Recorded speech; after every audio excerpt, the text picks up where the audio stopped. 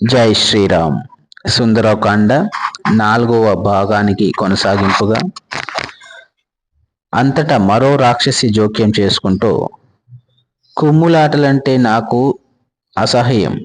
మనము ఈమెను ముక్కలు ముక్కలు చేసి సమానమైన ముద్దలుగా విభజించుకుందాం. మద్యం తెప్పించండి. ఈమె మాంసంతో మనం విందు చేసుకొని నికుంభిల దేవి ఎదుట నాట్యం చేద్దాం అని అన్నది. సీత వారి వికృత వ్యాఖ్యలను ఇక ఎంతమాత్రం భరించలేక ఒక్కసారిగా కన్నీళ్లు కార్చింది.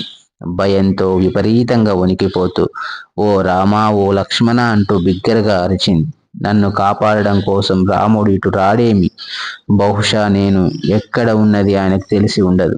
వియోగ భావోద్వేగంతో ఆయన ఇప్పటికే మరణించి ఇప్పుడు స్వర్గంలో నివసిస్తూ ఉండవచ్చు. బహుశా రావణుడే ఏదో క్షుద్రమైన మాయోపాయంతో ఎలాగో ఆయనను చంపగలిగాడేమో. అయ్యో, రాముడు ఎప్పుడు వచ్చి ఈ రాక్షసులనందరినీ నాశనం చేసి నన్ను తిరిగి అయోధ్యకు తీసుకువెళ్తాడో ఏమో. నేను మరణించగలిగితే ఎంత బావుండును. ఈ దుర్భర బాధ కంటే నిస్సందేహంగా మృత్యువే నయం అంటూ సీత విలిపించింది. రాక్షస స్త్రీలంతా సీతను భయపెట్టాలని ప్రయత్నిస్తుండగా త్రిజట అనే వృద్ధ రాక్షస స్త్రీ అకస్మాత్తుగా గాఢ నిద్ర నుండి మేల్కొన్నది. త్రిజట ఇతర రాక్షస స్త్రీలను సమీపించి ముందు చూపుతో ఇలా అన్నది.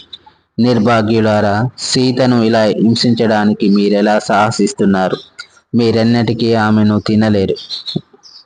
ఎందుకనో ఇప్పుడు చెబుతాను వినండి. నాకిప్పుడే నమ్మశక్యంగానే స్పష్టమైన కల ఒకటి వచ్చింది. అందులో సీతను రక్షించడానికి, రాక్షసులందరినీ మట్టు పెట్టడానికి రాముడు రావటం నేను చూశాను. ఆమె కలను వివరంగా చెప్పమని ఇతర రాక్షస స్త్రీలు వేడగా త్రిజట ఇలా చెప్పసాగింది. రాముడు, లక్ష్మణుడు పూర్తిగా ధవల వస్త్రములను ధరించి ధవల పుష్పహారమును దాల్చి ఉండడం చూశాను. వారు 1000 తెల్లని గుర్రములను పూంచిన దివ్య ధవల రథంలో ఆకాశ మార్గమున వేగంగా ప్రయాణిస్తున్నారు. అంతలో దృశ్యం మారి ఒక బృహత్తరమైన 4 దంతముల గజం మీద ధవల వస్త్రములు ధరించిన రాముడు ఆసీనుడై ఉండడం చూశాను. సీత కూడా ధవలాంబర ధారిణి అయి సాగర మధ్యములోని ఒక ధవలాచలంపై నిలిచి ఉంది. రాముడు సమీపమునకు రాగానే సీత గజమును అధిరోహించి ప్రియతముడైన తన పతితో పునఃసమాగం పొందింది. ఆ తర్వాత సీతారామ లక్ష్మణులు పుష్పక రథంలో ఆకాశ మార్గమున ఉత్తర దిశకు పోవడం నేను చూశాను. అంతట నా కలలో రావణుడు మండిత శిరస్కుడై తన దేహమునకు రక్తచందనం మలుపుకొని ఉండడం చూశాను. అతడు గార్ధపములు లాగుతున్న రథంలో ప్రయాణిస్తూ తైలపానం చేస్తూ మతి భ్రమించిన వాని వలె నవ్వుతూ ఉన్నాడు. ఆ రథం పొయ్యి మలిన పదార్థములతో నిండి ఉండి దుర్వాసన వెదజల్లుతున్న ఒక అంధాకార బంధురమైన నరకంలో పడి రావణుడు అదృశ్యం కావడం చూశాను. కుంభకర్ణుడు, రావణపుత్రులు కూడా అలాగే పోవడం చూశాను. కానీ విభీషణుడికి ఆ గతి పట్టలేదు. విభీషణుడు 4 దంతములు ఏనుగును అధిరోహించి శ్వేతఛత్రపచ్ఛాదనలో ఉన్నాడు. అతని ముందు శంఖనాదములు, బేరీలు మ్రోగుతున్నాయి. చివరకు లంకానగరం యావత్తు కుప్పగూలి సముద్రంలోకి పడిపోవడం చూశాను. అతి త్వరలోనే రాముడు వచ్చి రాక్షసులను సంహరించిన మీదట సీతను స్వాధీనం చేసుకుంటాడని నేను నిర్ధారణకు వచ్చాను. ఇక మీరు సీతను బాధలకు గురి చేయడం ఆపి ఆమెను క్షమాపణ వేడి తీరాలి. ఈలోగా ధనవంతుడిని సేవించడం కోసం పరిచారకులు ఉత్సాహపడినట్లు సీత యొక్క అనింద్య దేహంలో శుభాశుకనములు ప్రత్యక్షమైనాయి.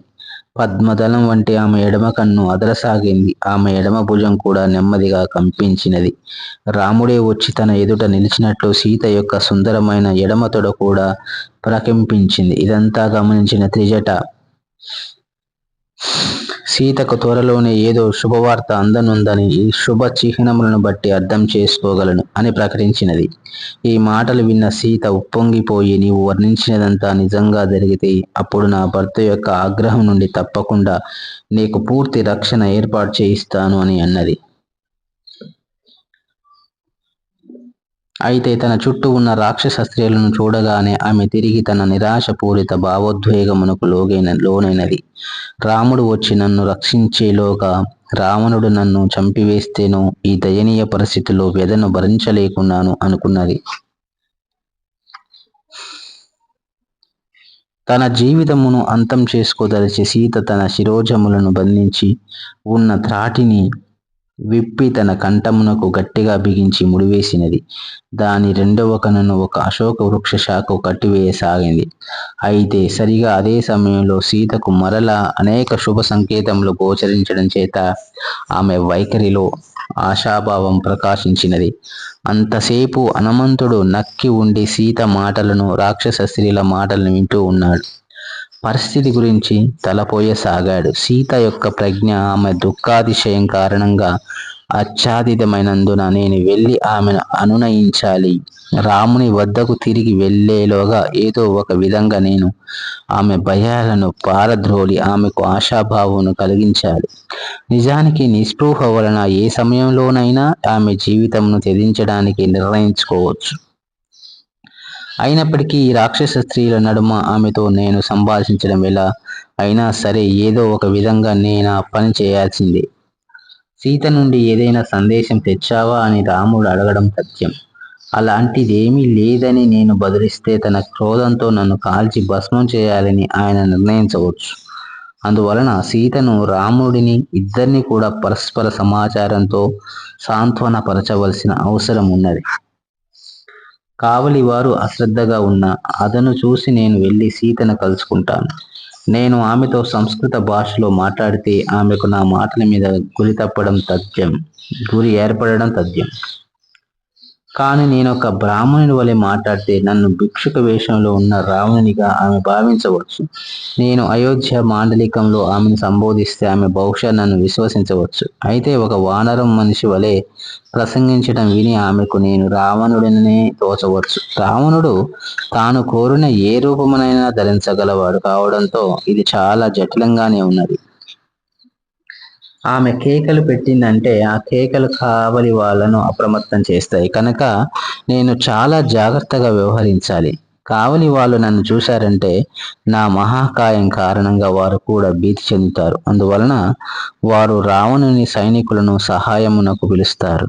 అంతటా వారు నన్ను బంధితుని చేయవచ్చు. ఒకవేళ నేను రాక్షసులనందరినీ జయించగలిగినప్పటికీ బహుశా దానితో బాగా అలసిపోయి ప్రధాన భూభాగమునకు తిరిగి లంఘించలేకపోవచ్చు.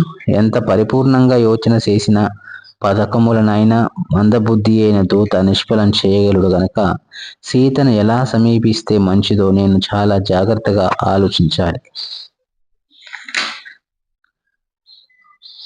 తన డోలాయమాన స్థితి గురించి ఎంతో వివరంగా ఆలోచించిన మీదట సీత విశ్వాసమును చూరగొనడం కోసం నేను ముందుగా రాముని స్తుతిగానం చేస్తాను, ఆ పైన రాముని సందేశమును ఆమెకు అందజేస్తాను అని హనుమంతుడు దృఢంగా నిశ్చయించుకున్నాడు. ఆ మహా అశోక వృక్ష శాఖలలో నుండి హనుమంతుడు ఇలా గానం చేయసాగాడు.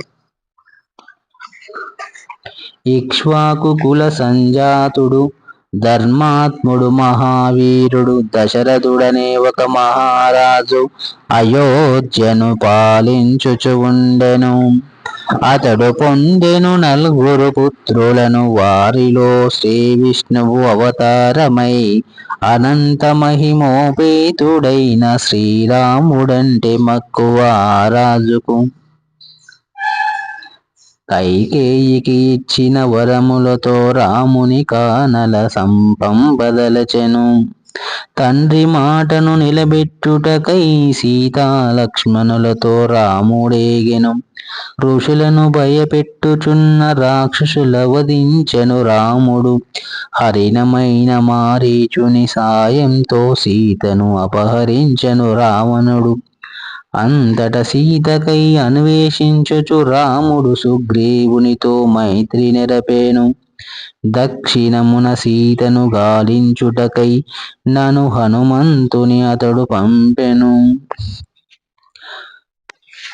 కొండలు కోనలు ఎన్నో దాటి విశాల సాగరమును లంఘించి తిని, ఎట్టకేలకు నీ జాడను కనిపెట్టి విజయమెప్పుడు సాధించి తిని. తన ప్రియతమ సతివగు నిన్ను రక్షించుటకై రాముడు వచ్చును. నీ పతి ప్రాణములు నిల్పుటకై నాకొక సందేశముని పుడియవా. హనుమంతుడు మౌనం దాల్చగానే ఆ మాటలన్నదెవరో చూద్దామని సీత చెట్టుపైకి చూడసాగింది. హనుమంతుడిని చూడగానే సీత తాను కలగంటున్నాననుకుంది. స్వప్నంలో వానరమును చూడడం అమంగళకరం అని తనలో తానే గొణుగుకుంది. మనోవ్యధ అతిశయించగా సీత వెక్కి వెక్కి ఏడ్చి అంతటా అకస్మాత్తుగా స్పృహ కోల్పోయింది.